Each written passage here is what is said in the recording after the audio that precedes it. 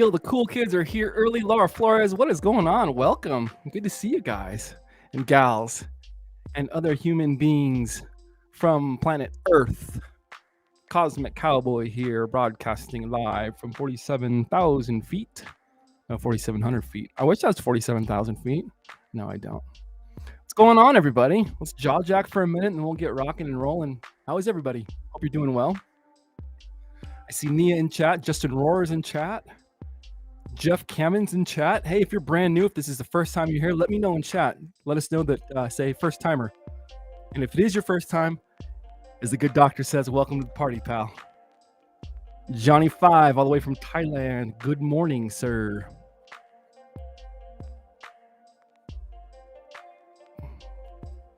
There we go.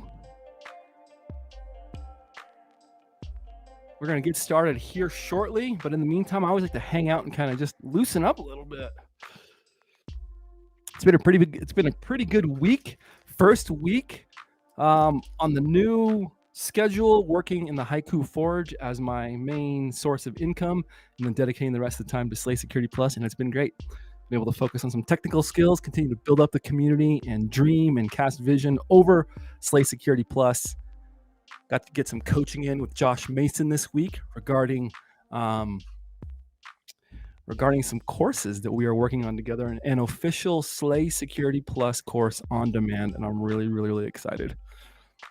First timer here. What's going on, Tree Hugger? We got some first timers in the house because we are broadcasting live on LinkedIn as well. This is awesome. Cedric, welcome to the party, pal. I see a lot of first timers filling in chat. Always makes me excited to see the first timers. We'll let a few more people jump in and then we'll get started. Yes, it is only a matter of time before we get the stream deck with all of the cool buttons. I'm waiting for some sponsorship funds to roll in, and then I'm also going to use my tax return money and get a stream deck. And we're going to level up Slay Security Plus here in 2024. I'm going to go out and say it, man. Congratulations, Zach Hill. If you're somewhere in internet land, congratulations on the job with Black Hill Information Security, a phenomenal company that that would be a dream gig to work for them. Was fortunate enough to make it to Wild West Hacking Fest last year in Deadwood, Colorado, out in Deadwood. And what a crew out there. Congratulations to Zach Hill. First live show, Nelson, welcome. Hannah, man, we got a lot of first timers. That's what I'm talking about.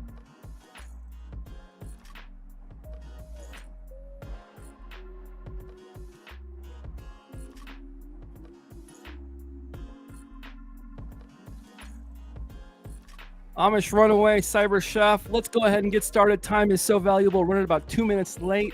Good evening, good morning, or afternoon, wherever and whenever you are. Welcome to Slay Security Plus.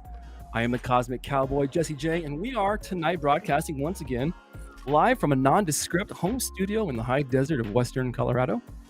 And whether you're watching us live or on Team Replay, thank you for spending the next hour with us. And the next bit of time, whatever that looks like for you, because time is that one resource we can't get back. And over the next little bit, myself, Justin Rohr, Space Tacos, JR, Tree Hugger, Amish Runaway, Cyber Chef 42, Tree Hugger, and many others that are going to fill the live stream and on Team Replay. We are going to be building community, gaining InfoSec certification insight, and helping you prepare for the CompTIA Security Plus SYO-701 certification exam. Before we get started, I want to make sure and give a huge shout out to tonight's session sponsor. It's brought to you by the kind folks over at Simply Cyber, backed by over 2 decades of industry experience, over 16,000 students. Many of you are not strangers, but if you are, go check out simplycyber.io. Dr. Jerry Ozier and his team of moderators and his amazing supportive family have let him flourish and build this initiative. You want to be an SOC analyst? There's a video for that. Have no IT background, but you want to break in? There's a video for that. Military to cybersecurity, law enforcement to cybersecurity, pastor to cybersecurity. Right? So whether you are trying to level up, whether you're trying to break in, or maybe your boss just wants you to get that security plus, or you want to break into cybersecurity, simplycyber.io, level up your career. If this is your first time, I'll let everybody know what is Security Plus. What is SLAY Security Plus? You may have heard about it on Dr. Jerry's live stream, or maybe you're coming to us from LinkedIn. You see us posting quite a bit and kind of wondering, what does he do over there in Colorado, that kooky guy? Cyber Chef 42, damn, sorry, Kennedy, ISP is down, and me and my mobile data sucks. May have to be team replay. That's okay. We're not going to do a lot of quiz tonight. Tonight is all about strategy, exam hacks, and a little bit about my story and how I got to where we are today. What is SLAY Security Plus? We are a community-based initiative with the goal of gathering and synthesizing the industry's top certification guides and practice tests to bring you a curated, inclusive, one-stop shop for your certification, Security Plus, Cert Prep, as well as mentorship, career building, jaw-jacking. We like to have fun. We like to talk music, video games, life, right? Careers. So whether you're new here, or it's your first time, or it's your first time in a long time, welcome to SLAY Security Plus. Let's get rocking and rolling. We're trying a few new things tonight as I'm working out getting my new workstation built up and all of that good stuff. It takes some time to get those things into place. So tonight we're loaded in our tonight's session in Restream. And so if you get some little choppiness or whatever, just bear with me. Hey, it's all about building. It's all about that process of getting out there live and building something. Learn, do, build, grow, repeat, teach, and let's roll. What is the SLAY Security Plus strategy? We're just going to start there, and it's going to kind of be the underpinning of how this works and how you can jump in at any time, whether this is day one or you're just getting here, like I said, or you're going back and watching these in other places. You should be able to watch this, follow along, and still, have that same inclusive experience.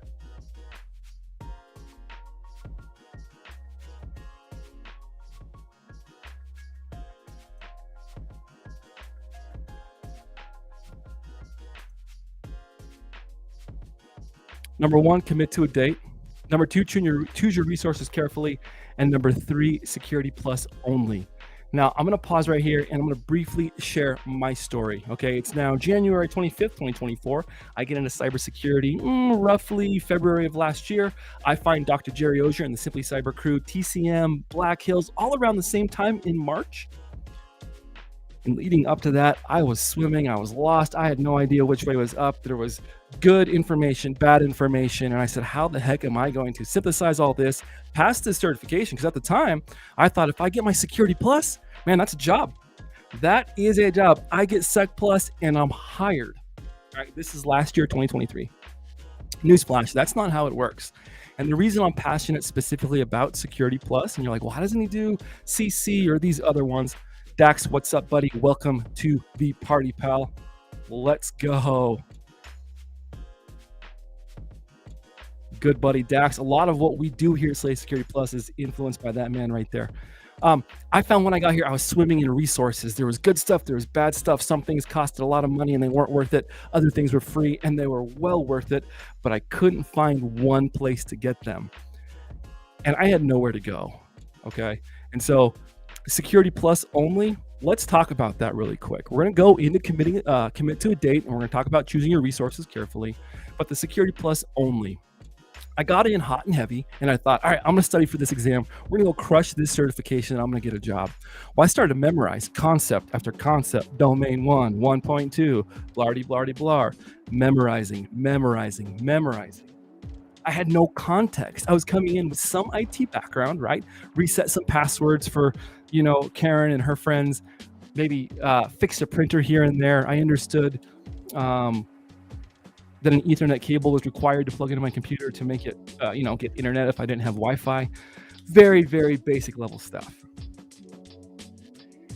So I was memorizing lots of Security Plus theory, but I had absolutely zero context. Okay, so I was studying, but I didn't have context. I do, and then I can understand. You can tell me things until I'm blue in the face, but I need to do it. I need to see it. I need to understand what a firewall looks like and what do security controls. I know what you mean, but what do they look like? Is it a click of a switch? Is it a command line? When you hear these things, how do you put those into perspective? And so I stopped about a month into my studies. And I said, well, how can I get hands-on experience? I didn't really quite understand home labs yet, brand new in the industry. So I said, you know what, there's got to be a way. So I took about 2 or 3 months off. I worked on my Linux fundamentals. Try Hack Me. Here's a free, absolutely free. They've got Linux fundamentals, Windows fundamentals. Remember, you're going to invest in yourself. Do the free stuff first, because I know this can get expensive. But right here, I'm building myself up for Security Plus and then a career in cybersecurity, IT, that kind of, of the like. Linux fundamentals, absolutely free. A great way to start to get these things in theory and concepts of security practices. Concepts. Get them, start to submerge yourself. So I took a break from studying Security Plus. I did a lot of Try Hack Me. I did the pre-security course, the Intro to Cyber, Linux, and Windows Fundamentals, and then junior pen testing before I got the PJPT. And then when I went back to study for Security Plus, because it made sense, right? I kind of had a little bit of the theory, but now I had actually put some hands on the keyboard in a contained cyber range setting. So I understood some of the command line stuff. I just understood the tools. I had a better understanding. And so when it came time to study for Security Plus exam, the certification exam, I had an idea of what was going on because I could put it into context. And that helped a ton, right? Finding these different things. And there's other things. You can go to, I think it's, what is it? SecurityPlusLabs.net or 101labs.net. 101 free Security Plus labs that you can do at home. And some of them are going to require research and they're going to require building out and figuring this out on your own. Evan says, I have Net Plus next week and then Sec Plus the week after that. LFG. Okay, so I studied for a month, had a good idea of the theory. I could understand. I had an idea of where all that was, but I couldn't put it into context. So it took some time off. So going back to that Security Plus only slide, once you're ready to study for Security Plus, I highly recommend you just stick with it. So maybe get your feet wet, take a break with some Try Hack Me. And the reason I say that is because we want you to get this certification in 2 to 3 months, maybe 4. I know for some of us it could take a little bit longer. For some things are easy for me to retain. Some of us are busy, but it's about 4 months. Dax Acton, love you too, brother. Best wishes to you as well. I hope you're staying sane out there to some capacity. You're going to get this hands-on concept, right? So about 2-3 months. And the reason that we want to make it quick is because, don't kid yourself, Security Plus will not get you a job. You could have Security Plus. The Security Plus certification will not get you a job. It will not get you hired. What will, though, is hands-on experience, a healthy community, and kind of sometimes, unfortunately, it's not necessarily what you know, but who you know and how you can express it or explain it. And so we want to get that certification under our belt. Why CompTIA Security Plus? Why isn't we doing anything else? Why is he just doing this one? Am I biased? No, it is an industry standard cert. I love ISC2, right? But for the CC, Certified Cybersecurity, all of you guys that have gotten it, great, congratulations. That is just one step towards learning more and more stuff. But it's not quite treated the same in the hiring minds as the Security Plus certification. I actually think certifications, for the most part, are kind of a waste of time. Are they important in the beginning? Absolutely. It shows that you can memorize concepts and then regurgitate them on a test in a timed fashion under pressure. So there is merit to what we do, these little bubble tests like Security Plus and, CySA Plus and ISC2 and some of these fill in the bubble. You're memorizing concepts, folks. You're not doing cybersecurity. You're getting a bird's eye perspective of what the industry is about so that your resume doesn't get stopped by an ATS scanner and the hiring manager goes, okay, they got Security Plus. Let's at least see. And from there, it's all going to be on you to talk about your experience with home labs, to talk about your experience with other jobs. How can you take the skill sets you have now and turn them into cybersecurity skill sets when talking to a hiring manager? So that's why I say, get your Security Plus and let's get it as quickly as possible so that we can go and build our communities, so that we can go and build home labs and then teach and maybe help other people. This is what our exam is going to look like. Let's kind of get our feet wet with what the exam is going to look like for some of you that are just getting here in the industry, maybe get a little bit of experience. We're looking at a maximum of 90 questions and a test length of 90 minutes.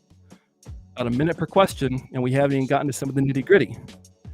multiple choice and performance-based. Holy smokes, what are performance-based questions? I've got some examples here that we're going to look at so you can see some real deal practice examples. Trademark CompTIA, so thank you. Exam objectives, these are their domains. We've got 5 of them, and they're broken down respectively into their percentages here. These percentages, from my experience with the 601 Security Plus, were pretty darn close. We have general security concepts, so a nice smooth on-ramp. Then we go into our threats, vulns, and mitigations. Security architecture, security operations, and then a nice 20% that's actually dedicated to security program management and oversight, GRC, policy management. Zach, what's going on? PBQs. Yeah, we're not going to do them quite yet. Don't have the infrastructure built up as far as a streaming system goes. We're going to get there. But I'm going to show you guys what some PBQs look like so we can at least have an idea, right? Because CompTIA doesn't really let you know.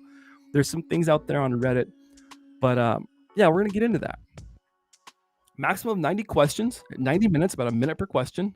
When you see these PBQs, you're going to go, oh my goodness, there's no way. Some of the PBQs, you're not going to do them in a minute, I promise. Some you will, but some of them take a couple, 2 or 3, 4 minutes, 5 minutes to do. And so we'll talk about the strategy about how to tackle those here in a minute. Here in a bit.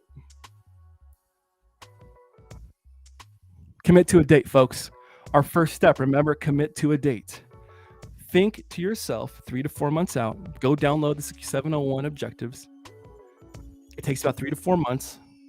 You want to be in cyber? You want it? Then go, let's get it. Set a date. Tell somebody, tell a partner, tell your dog, tell somebody. And that doesn't mean that life can't happen. That doesn't mean that you can't get into your certification prep and then all of a sudden bills hit and poop hits the fan and now you can't take your certification. Or maybe just you're not as prepared as you thought you were.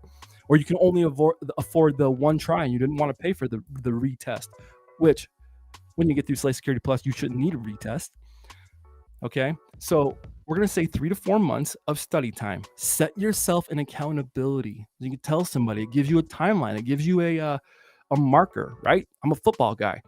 1st and 10, I get 2 yards. Now it's 2nd and 8. I know where the goal is. I know where the line is. If you give yourself a timeline with some accountability, you know where you need to get to instead of, I got to take it soon. In the next couple of months. Here soon, I'm going to take Sec Plus. No. Just say you're going to do it and get after it. There are so many free study resources out there. There's no reason you can't start now. Don't wait on me to put out a course, right? All the resources you need to pass your exam are already out there. What Slay Security Plus is going to do is going to come around. We're going to get them all in one place and bring them to you every Thursday and Monday, 7 p.m. Eastern Standard Time. All right, we're committing to a date. Accountability, so we're not all bark and no bite. And then we're going to build that pathway to slay with a timeline. Immersion. We're going to get to this next step, and this is really important. This is kind of part of the Slay Security Plus. This is part of the Slay Security Plus learning paradigm. It's influenced partly by Pete Zerger over at Inside Cloud and Security, partly modified by my years of teaching experience and being a college student for probably way too long. Jesse, what are your thoughts on getting 601 instead of 701? Let's pause before we get started, because that's a fantastic question Tree Hugger is asking. Let me take a drink of coffee. Tonight's coffee is sponsored. Well, it's not sponsored, but it's Black Rifle Coffee Company, the Mad Scientist blend. A jet black. That's how I like my coffee. 601 instead of 701. I took 601, passed. I don't even know what the score was, but I passed, and that's literally all that matters, and that's all that should matter for you. Because I didn't have the context, 601 felt pretty technical. There was a lot of tool usage. There was some stuff that is very job specific. And I felt, and I think CompTIA listened when I look at the 701 content, is that when you are brand new into the industry and you're trying to learn tools and certain maybe controls or concepts, but without any context behind them, it can be very frustrating, and it can almost give you a sense of imposter syndrome. 601 was more technical than I think your very first cybersecurity certification should be. Now, that being said, you need to have that hands-on experience, right? We need to get out there and be doing our labs. The Google Cert is a great place to start, but there's also so many free experiences out there to get our free methods to get that hands-on experience. I think that 701, if I was had the choice, I had the money, and I was going to take the test, this is just me, I would hands down have taken 701 over 601. I think that 701 has a much better on-ramp. And I think that 701 is a good job of being broad because let's be honest, we have had many industry guests. We're going to have even more. Tyler Ramsey's on next week. We've got Zach Hill coming on. We have Dr. Jerry coming on.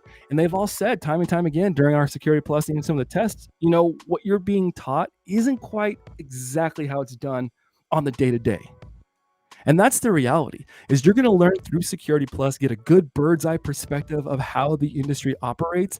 But then a lot of this, you're going to learn a lot of the keyboard work, right? We're going to learn that in our jobs. And so I think 701 does a really good job just giving you that nice, broad vocabulary. And I mean intellectual vocabulary. It gives you a nice, broad vocabulary of basic cybersecurity concepts that allow you to have a working conversation with either a hiring manager or somebody else in the industry. And then you go from there. Then you're learning and you're doing and you're building home labs and you're going to my DFR on YouTube and watching the SOC analyst. You're going to Jerry's, go to simplycyber.io and look at some of the home labs that are there. This is what I chose. So I'm really glad you were saying that. Yeah. So it's kind of up to you, but if I had the money and it was me, I'd do 701. Evan says WGU is letting us get 701 vouchers now. Let's go, Owls. This first step of Slay Security Plus is what I call the accelerated immersion. It probably shouldn't have a bullet point, but it does. It's a single pass, no stress, no memorization, and no taking notes. You're not going to do anything except for just kind of be with it for a second. Well, how do you get those free videos or how do I get an immersion for absolutely free that you're talking about, Jess? ProfessorMesser.com. Go see Professor Messer. Look, this is an index to my free CompTIA SYO-701 Security Plus training video course. All of my training videos are completely free. You have the entire video course at your fingertips, www.professormester.com/security plus. Go find his videos. If you watch them on his website, a banner pops up. You can just click the X or click past it. That's the advertisement, but there is no paywall. And then they're absolutely free. If you don't have YouTube Premium and you watch his stuff on YouTube, you'll have the advertisements. But you get 701, domain 1 through domain 5. Everything expertly explained. You do the whole video course, okay? That's your immersion part. You're just going to go through and you're going to play it while you're working, and you're going to go through domain 1. We're not going to repeat. We're not going to take notes. We're literally just going to immerse ourselves. It's like being dropped in a foreign country. Sometimes you don't have time to get guides and write things down. You just got to figure it out on the fly. That's what you're going to do, is you're going to just immerse yourself in Security Plus through Professor Messer from domain 1 to domain 5. And that's kind of that beauty, right? It's a single pass. You watch his videos the one time all the way through just to see where you're at, just to kind of see. After that, this is where the beauty happens, and this is the underpinning of Slay Security Plus. This is where all the magic happens.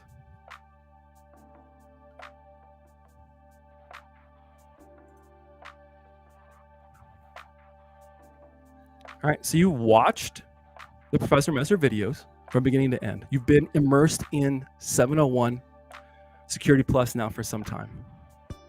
You're very welcome for the Insight Tree Hugger.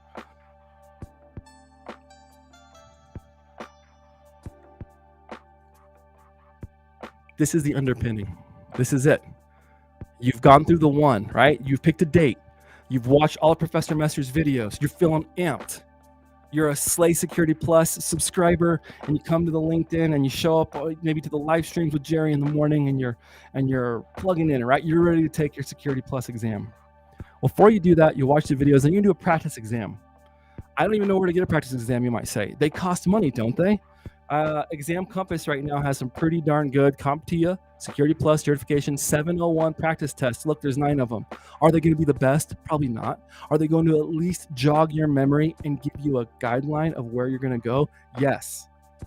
So now we have a place to start. Remember, Slay Security Plus Actionable. You're showing up to learn Security Plus day 1. Well, guess what? You are getting a study session, and now you have a resource for practice exams. No excuses. So we take our practice exam. Go back to our little guide here. Take our practice exam. We're going to document those results. Out of 100 questions, I got 40 of them right? And 60 of them wrong. Of those 60, 20 were from domain 1, blah, blah, blah. And then you break it down. And then from there, it gets interesting because this is where we go into our targeted reading, right? We take the test, we go back. Take the test, and we look and we see where we're at. We document our results. This is where our textbook is going to come in handy. This is where the notes that are going to be included with the SLA Security Plus course is going to come in handy. This is where spending $30, I know it's for some, $30 is 30 million, 30 US dollars on Professor Messer's notes for targeted reading. Let's recap. We did an immersion. We watched all of the videos.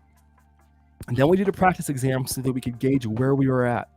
We documented our results so that we have a map, a visual representation of our deficits and our strengths. Now we know where to targeted read. We know where to study. We know where our brain needs to store things. If you just take a textbook and try to read it from beginning to end with the purpose of taking a certification, you're going to lose a lot because the brain is only going to want to retain what it needs to know, what's important. If you're taking this document of what your deficits are and your targeted reading, what kind of targeted reading? Professor Messer notes, $30. The course notes that are going to come with SLA Security Plus this fall, they're going to come with the course. That's going to be a pay what you can on-demand course. Could be free, could be whatever the value that you think, right? So you look at your course notes. Ian Neal has a textbook. He just released it.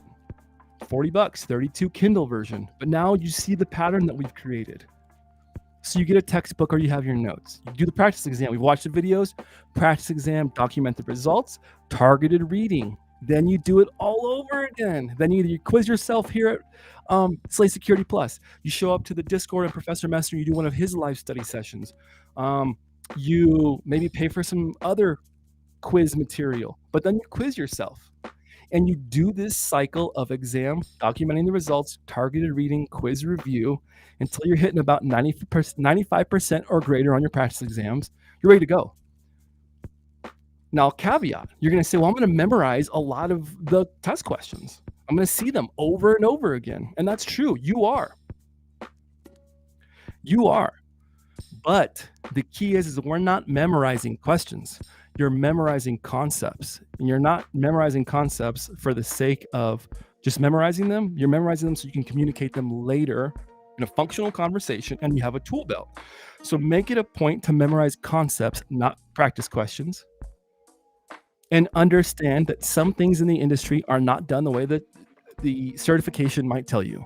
But you're taking CompTIA certification, so just study what they want and don't go, well, how I did it is how I did it, so I'm going to choose that on the answer.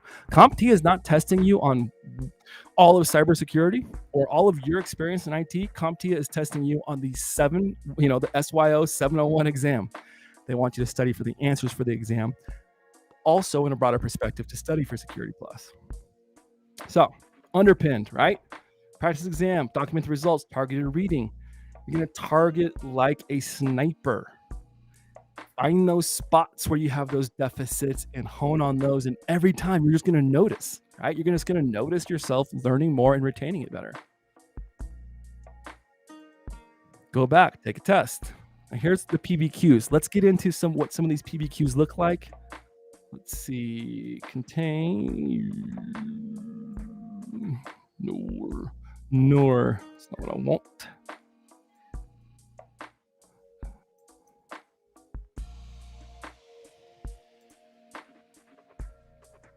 Here's what the PBQs look like.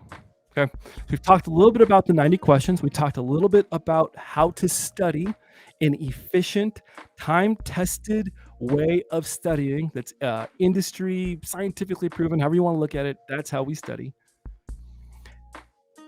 This is a great example of a PBQ. This is almost identical to what they look like on your exam. This is not from the exam, obviously, but this is almost identical to what they look like. You get a scenario. You have to read the scenario. Sometimes they are about this long. Based on the scenario, drag the action to the correct corresponding action needed area, right?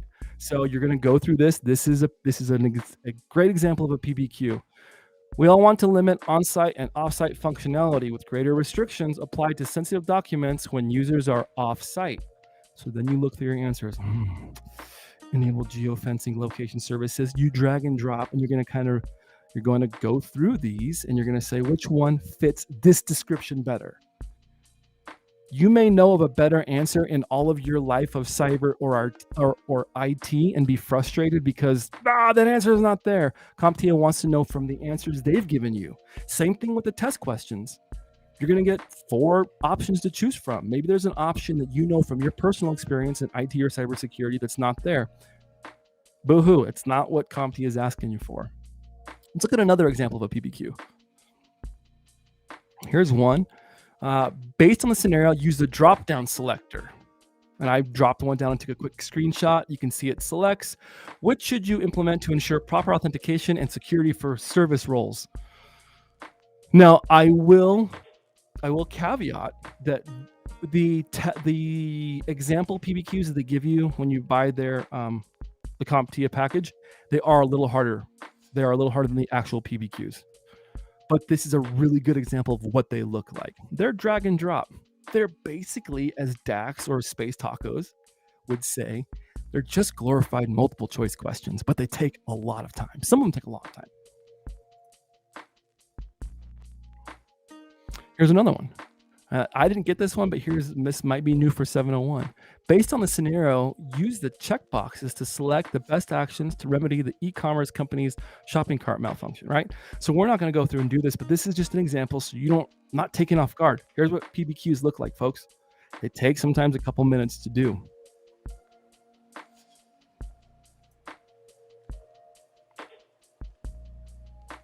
And here is an example of a test question. And now we're going to go into some question strategy, some question hacks. We're going to also go through some exam strategy, specifically the 701 exam or CompTIA exam. And don't worry about this is not an actual test question. An employee at the company is having difficulty remembering a complex password and is looking for a more secure and memorable alternative. What type of credential would be the best recommendation, right? Short numeric PIN, a username, a device-specific PIN, a longer password with more characters. When you get to your exam pane, the question pane, you're going to see confirm, flag, or skip. This is not something that they tell you. You can find it on Reddit, and this should be knowledge to help you feel confident in slaying your exam. We want to demystify Security Plus. So you're going to get the option to confirm, flag, or skip a question. Okay.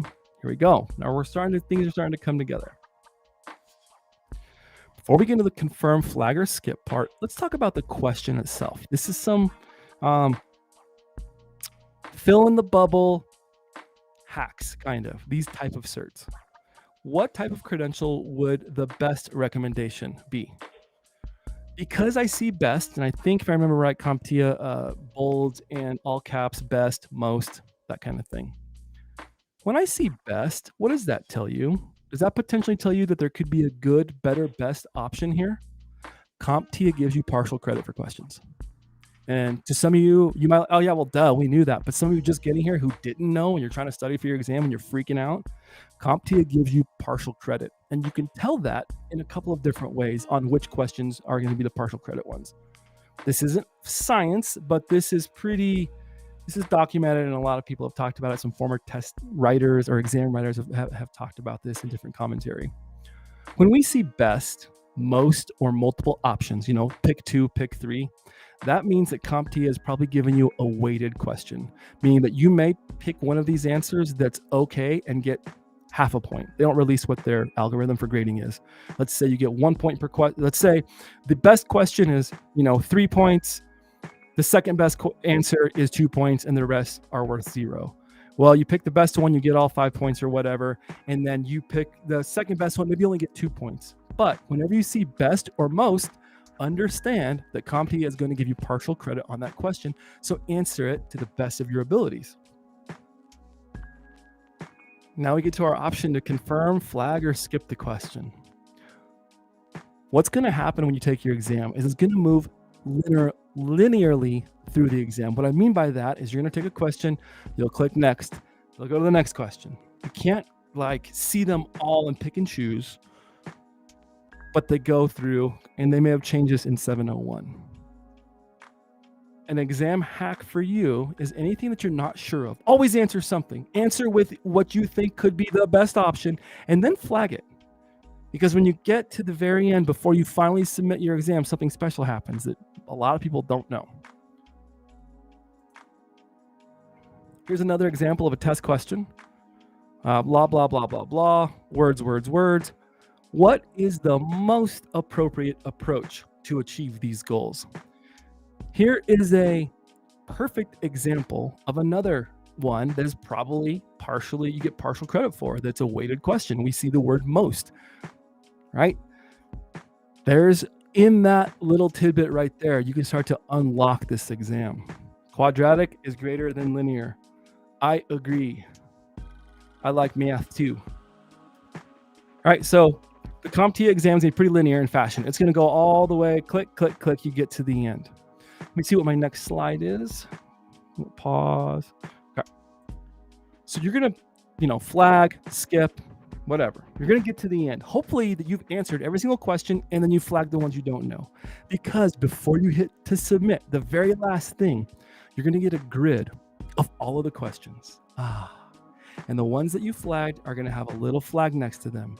And then you can look at your exam as almost, like a grid. And you can start to pick and choose and answer those ones in a less linear fashion. So something to consider is as you're taking the exam and you're looking at the time is, yes, you want to give yourself about a minute to answer them. If you don't have it in a minute, just get the one that you think is the closest, click it, and then flag it.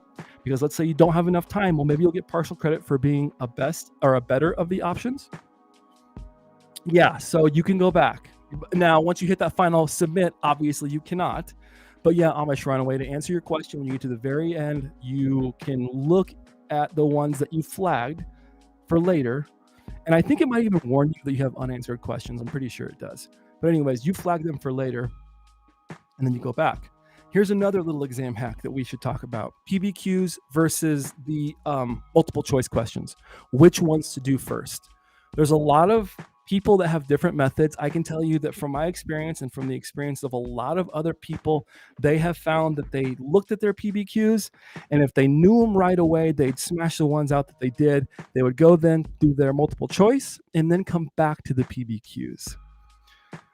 PBQs are weighted a little more than the multiple choice, but there's more multiple choice, and every single box that you click that's a correct answer on the PBQ, you also get credit for. So just like, let me go back a few slides so I can give you an example. Let's see if this works. Let's say on this one right here, let's say you only got these first 2 rows of slides, or first 3 rows of drop-down boxes correct, but the rest of them were incorrect. You're going to get partial credit for the ones that you did know. Also remember that CompTIA does not take away points for the certification exam. They only give points. So you can only get more points, but you can't lose them. That's what I'm saying. So answer every single question. Flag them. Go back. Now, here's the beauty of doing your multiple choice before the PBQs. The PBQs tend to be a little more technical, and they do tend to require some more abstract thought than, what is that? What is that acronym again? Oh yeah, it's this one. We're already under stress. Test taking can be stressful no matter who you are, right? And so sometimes going through the multiple choice gets those cybersecurity and those security plus juices in your brain flowing. It gets it going so that when it gets to the PBQs, maybe something that you wouldn't have known, but now that you've answered 60 questions on 701, you get to the PBQ and you go, oh, okay, I remember, turn SSID off on a firewall. Or that's what a technical control is, because you went through and you got your mind ready to go put your hands on the keyboard. Purizer says a really good point. Eliminate bad answer choices leads you to a closer to 50-50 chance of getting correct. And so we see this confirm, flag, or skip. If I'm taking the test, CompTIA will also, they're not trying to trick you. I promise. Okay, they don't give you trick questions. They will not give you 2 answers that are so similar that you're going to just, waste your time in a pit of trying to figure out which is which. CompTIA actually is in your favor, and they do want you to be successful in the industry. And so they'll give you 2 or 3 answers that could be, and then one. Usually you can count one off right away. So look through and you count one off. That's not it. Then you start to answer the question in what the question is asking, right? You do a one-time pass through. One of the pitfalls that I've found for myself and others is this habit of reading questions but not getting to the end. We think it's a common habit. We finish each other's sentences. We want to finish test questions. You get to the end of the test question and you think you know what it's asking you. And so you'll go and you click an answer, and then you realize maybe it was asking you the opposite of that. It is imperative that you read, do a pass through, scan it, but that you read every single word and understand what the question is asking you. On some of these questions, there'll be a bunch of filler in the top, and then the actual question will be the next 2 lines, right? And so it's super important you fully read the question.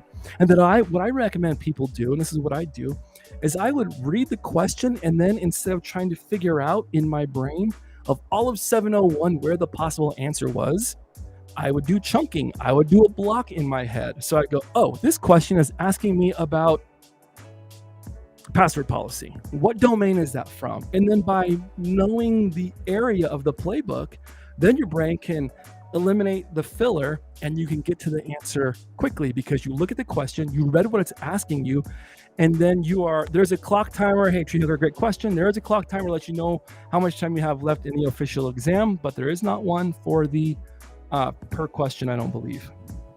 I could be wrong. You've taken it recently, please. Context clues, exactly. Context clues. Many times in Security Plus, and when we go do our exam questions tonight, you're going to find that a lot of these questions actually answer themselves. A lot of the times, and they do this because what they want to see is, can you read a question, extract what they're asking, and give you one of the answers from the options they give you, right? They give you the options. That's one other beauty of multiple choice, is the options are already there. They're only going to give you those options. And so use the context. Slay Sec Plus is a life hack. Dude, it really is. It really is. You can answer. I mean, once I figured this out in university, it helped a lot of my exams. I'd find that they'd either answer themselves or I'd see something like best or most, and I'd be like, I wonder if there's a better, good, better, best. How many questions do you say there will be? There's a maximum of 90 questions, a combination of PBQs and multiple choice. There is a minimum, I believe, of 3 to 6 PBQs. I know that's a lot, but if they give you like 6 PBQs, I think people only have like 50 or 60 questions. I haven't had anybody report to me that they had 90 questions total. But usually it's like I had 4 PBQs and then I think 75 multiple choice questions. So I recommend that if you know them right away, you do them. But I also think if you go through the multiple choice, get those hammered out, then go back and visit your PBQs. And then before you're all done, it's really important you go through and you scan and make sure that you're ready to submit that bad boy. So we've talked about a couple of things here: confirm, flag, skip. The exam strategy of getting to the end and then going back and reviewing. We talked about doing the PBQs. Yes, they count for several points. And we talked about how answering every little box on the PBQ is crucial because you get CompTIA gives partial credit on all of their questions. Not all of them, but like on the multiple choice, if you see best, most, sometimes it's the select more than one. You're probably looking at a graded or a partially weighted question. And then the PBQs are partially weighted. Answer as much as you can and then move on, right? While reading the questions, should we underline keywords as a strategy? When I'm reading the questions like at home practicing, I'm kind of a weirdo in my study methods. Yeah, you know about the partial credit. It's pretty cool. Not every question, okay? But on the ones, like I said, the giveaway ones, they give you partial credit on those. I have found, as we going to move forward and get a little more into this, that I like to do what's called the rooting method or the tree method. I don't know if it's a real thing, but this is what my brain does, is whenever I learned a concept, I would try and learn about the concept that led up to it and the concepts that come from it. It's a really bizarre way, but it made learning Security Plus really effective for me. Sometimes I'll read the answers before the questions and get an idea of what they may be asking first. That's another great method. I love that.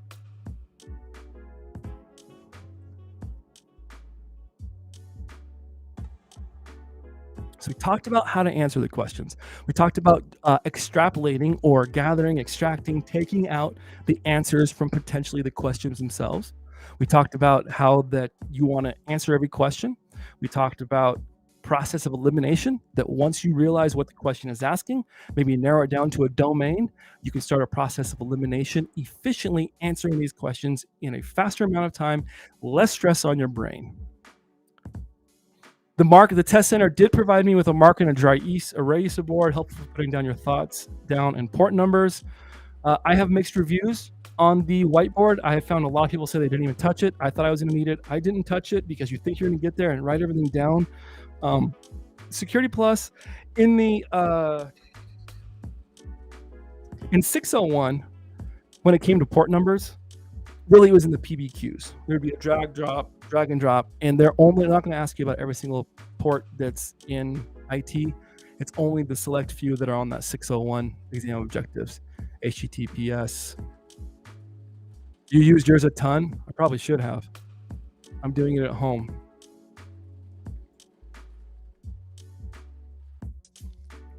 Acronym list. There's a whole bunch of them, but you don't need them all. And in fact, CompTIA doesn't really give you a bunch of the sneaky ones. You might see some that you don't recognize, but CompTIA typically in the exam, they give you the ones that are common to the training stuff that we use every day in the industry. And so I recommend you get this acronym list. You can pump it into ChatGPT, find different ways. We can talk about chunking, mnemonics, different ways to memorize these. I recommend when you're doing your practice exams, you're watching Slay Security Plus, and we come across an acronym, and I try and explain or at least let you know what the acronym is, that you start to make these mental notes of what these acronyms are, because it's not an all-in-one thing. It's a process, right? We're learning, we're building on versus hands-on. Then we're learning how to do exam strategy. Now we're learning these acronyms, and they all build. It takes time. It's a process. Can you get Sec Plus in what? Overnight? Sure. I'm sure that you could go through a quick boot camp and absolutely get through Security Plus in a week or a day or whatever it is. Is that realistic? Do you have family? Do you have a job? Are you in school? Are there other things in life? Is somebody paying you to sit there for, And so it is going to be a process.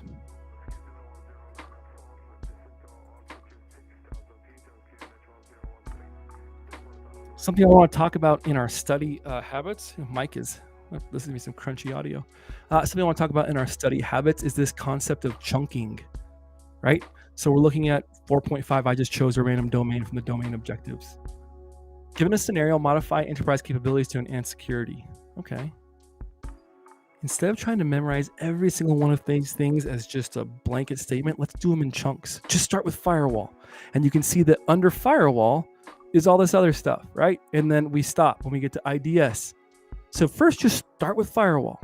Then you mark it off. You have your thing here, right? You open it in a PDF reader and you can write down little notations. Put a little check mark. Maybe come up with a color coding system. Maybe use red for not familiar with or not confident, orange for kind of confident, and green for, yeah, I got that, we're good to go. And start putting yourself a little bullet list and chunking. Instead of trying to memorize everything at one time, instead of trying to eat the elephant all at one sitting, just take it inch by inch, right?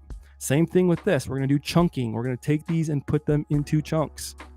It'll help you. It'll help you categorize and store things in your brain in little blocks.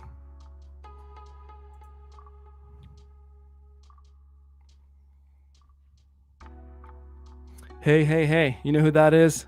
That's our cybersecurity representation. That's how I felt like when I walked out of Security Plus 701. That is definitely how I felt. We're going to get into some exams here in just a second. I'm going to open up chat.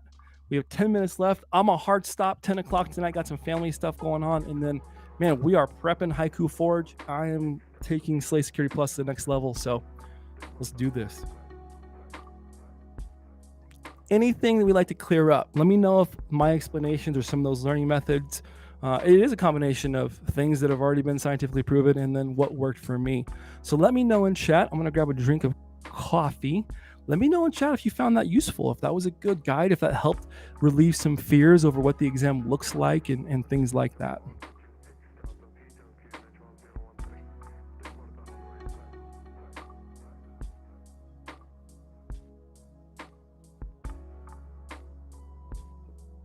Kerwin Arthur says home versus test center. I'm a old school go to the building and take a test guy. I have, like, at the time my office was a complete pit, and I know for doing it at home you can't have like there's a lot of parameters on like what you can have in your room and in front of you and the camera settings, and like I've heard rumors of people like, shouting at their wife or something and getting disqualified because they thought that they were getting information. So home quality, in the comfort of your own home and all that kind of stuff, you got a camera watching you the whole time. I went to the actual place and I found it was a great experience. They checked me in, they took my picture. She walked me through it. It was nice. It does got to be pristine. It was nice because Cedric says amazing details. First time ever seeing how these PBQs look like. Hell yes. Sorry, Kennedy. Let's go. Going to the testing center was how I liked it. I like to get in the battle. I went like the day before it. I was on Professor Messer. I was in one of our group chats before Slay Security Plus, and I was like, okay, I'm at the school. All right, I took pictures. It's my old college. What? I know where the building is because I didn't want to be late. I hate being late. So I don't know. I like going to the testing center, but whatever works for you, right? It is that time for our Slay Security Plus review session of the night. That is brought to us tonight by Josh Mason of Mason SC. He's your partner for a secure and efficient future. Really, he is your strategic partner in tech evolution, driving business transformation. He's a CISSP course. He's kind of become, I don't want to say a business coach, but really has kind of come alongside and helped coach me in Slay Security Plus. Absolutely love what Josh Mason does for the community, and he is our sponsor for our Slay Security Plus exam session.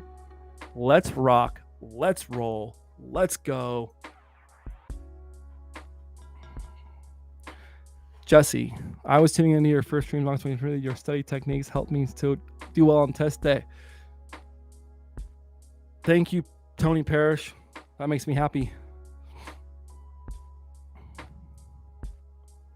This is going to be a relatively rapid fire quiz session. Kind of use maybe some of those skills that we talked about in that previous bit. Remove this source. Keep the bandwidth. There we go. All right. The owner of Taylor's Burgers. Hey, Taylor. Burgers shop. Get it? Restored from backup and wants to better understand file permissions. A particular situation occurred, and even though there are permissions on the shared drive, why does the burger shop still not know who deleted the files? The engineer explained to Taylor that enabling file auditing would help pinpoint all changes to a shared drive and who made them. How would this help prevent the lack of knowing who changed the files? How would this mitigate that? Confidentiality, non-remediation, non-repudiation, or availability? Feel free to log in, vvox.app. Our ID number tonight is 103-934-263, or scan the QR code and it should send you right to this live quiz session.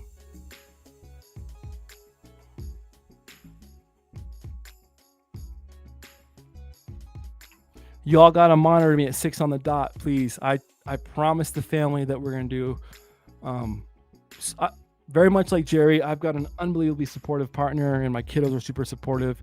And usually they say, just, rock it, take as long as you need. But they're craving some dad time. We're going to do a Mario Party tonight. Biscuits and gravy. I'm on the phone. I can't. ZMF says that's okay. You could scan. You go to vvox.app on your computer if you've got one, and then just type in this ID 103-934-263. And Purizer, I should probably caveat with this is if this is your first time answering these questions, we don't actually put the answers in chat. In fact, if you go to the QR code, scan it, you use your phone to put in the answers. It's completely confidential. I don't know who answered what, and so this is a great way for you to participate. What? Biscuits and gravy? Yes. The best biscuits and gravy I've ever had. I don't care what part of the country you're from. There's nobody in your family that can make them better than we make them, I promise. I'll Pepsi challenge that. Deadwood. Find me at Deadwood. I'm going to be all over the place for Wild West Hack and Fest this year. Come find me. We'll go get some biscuits and gravy somewhere.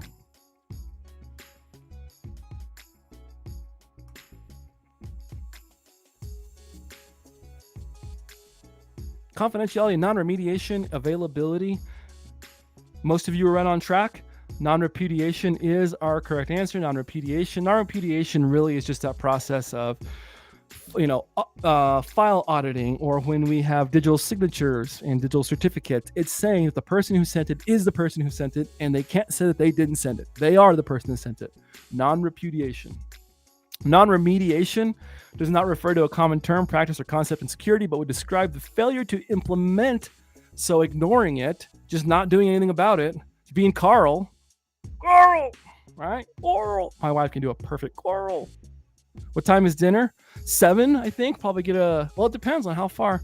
The 2-year-old. Oh, ZMF, what time is dinner? Yeah. What is time for dinner? What is time? When is dinner, ZMF? Let's keep moving. A newly hired CISO, or Certified Information Security Officer, is implementing the National Institute of Standards and Technology, or NIST. I can't remember how many views I'm away from getting emotes. I'm really excited. What first function would help the CISO better develop the company's security policies, such as Acceptable Use Policy, or AUP, and build out recommendations for security controls? Protect, identify, detect, or respond. Let's look at what the question is asking us. Newly hired CISO is implementing the national, NIST. We have a framework here. So we got a CISO, so we're already at that top level. Maybe a technical control, a managerial control. We can start looking at start thinking broad. What first function would help the CISO better develop the securities policies? What first function of the NIST cybersecurity framework? Let's see if we can find it. First function of the NIST cybersecurity framework. So that's what it's asking us. Frameworks. Okay, so this is the beauty, and this is what I'm talking about with the routing method. You come here to Slay Security Plus, you're studying it, you get this question, you're like, framework, GRC, frameworks. What even is a framework? Is it like a physical computer? Is it a software? Is it program? This is a framework. It's a concept. It's a framework. It's this idea, a paradigm of doing things, right? Gives you something, gives you a litmus test, gives you that report card to grade yourself.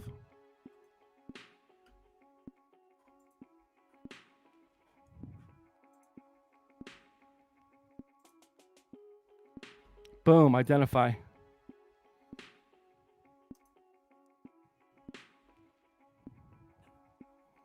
Margarita Giron, a moderator and a security engineer, is implementing the NIST, again, cybersecurity framework that we talked about.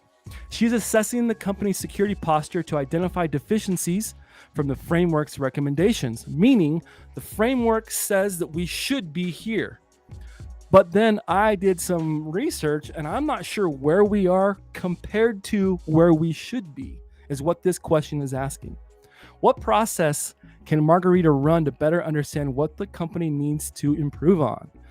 It's asking, what do we need? What does NIST tell us we need? And what do we actually have? What is that process? It's a frame that works.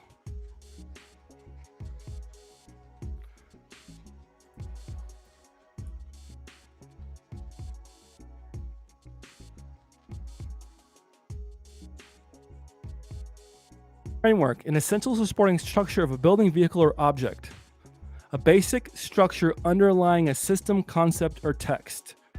A structure, a system, a report card, a way to gauge yourself.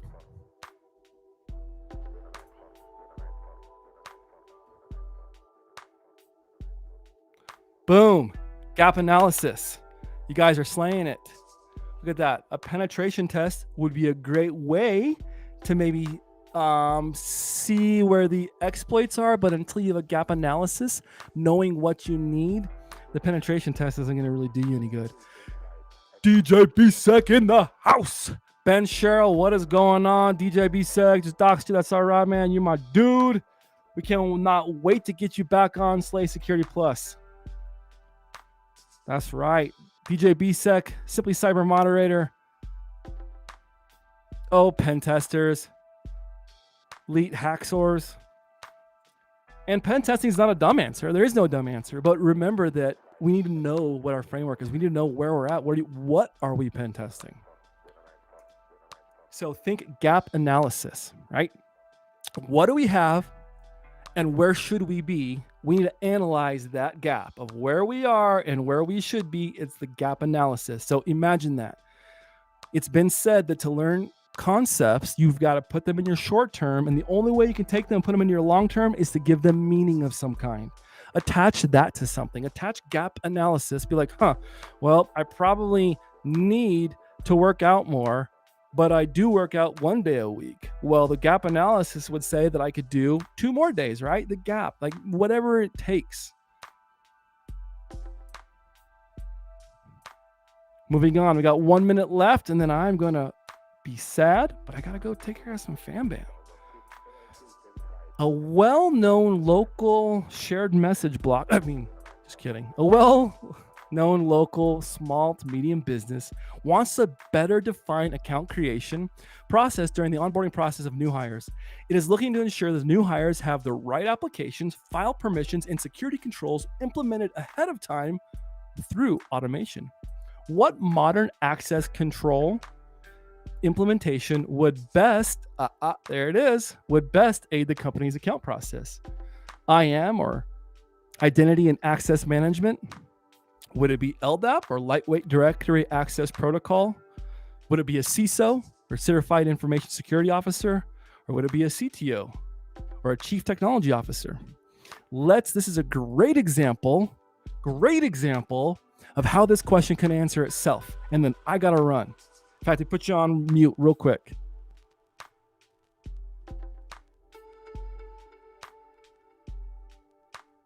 Okay, so let's look at these answers. What is it asking us? It's asking us a control implementation. CISO is a person. You can scrap. You can take that one out. CTO, that's a person. We're asking about a control. LDAP, that's a protocol, right? Now, why are these answers incorrect or correct? Let's talk about CISO.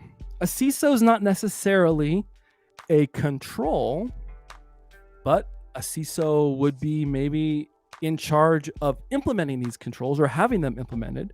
So it's not the wrong answer, but is it the best answer? This is asking us for a control. Well, I am in, right? Identity and access management. We're talking about applications. We're talking about file permissions, new hires. What is that? What are we talking about? Talking about that onboarding process, that identity process. Hi, my name is Jesse. Nope, not anymore. Your name is 007. Here's your security card and your YubiKey, right? I've been onboarded. There we go, man. This makes my heart really, really happy. I know Taylor McDonald has been doing absolute slay work on his Slay Security Plus sessions. I've been trying to pop into those every Monday. I got to run. I promised the fam. Thank you, Edrich Mulder, for keeping me accountable to my times. New hires equals identities. Identities equals provisioning or onboarding. Now we can start talking about other processes, right? Onboarding, AUP, acceptance, acceptable use policy. So start to spiderweb just from the concepts that you know. Start branching out, right? And you're going to get this tool set. Oh, we get YubiKeys? Well, if it's my company, you do. I gotta run, man. You guys are awesome. I cannot wait until the next one. Next week, February 1st, we've got Tyler Ransby's coming on. We're going to talk penetration testing. We're going to talk domain 2. It's going to be an absolute blast. Man, I hope all of you out there in the internet world are having a wonderful Thursday evening. Until the next time, I am Jesse J. You are Slay, and I cannot wait to do this